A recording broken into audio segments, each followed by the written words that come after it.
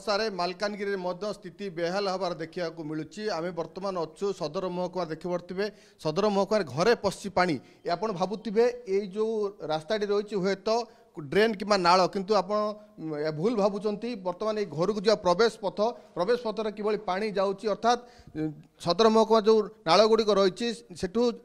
वर्षा पानी निष्कासन हो पारनी तेणु घर भितर प्रवेश कर निष्कासन होची बर्तमान नाल पलटि जाइए संपूर्ण भाव देखिए आंठु आंठु पानी रही प्रवेश पथरे और प्रवेश पथटी नाल होती नाल दे ही वर्षा पानी निष्कासन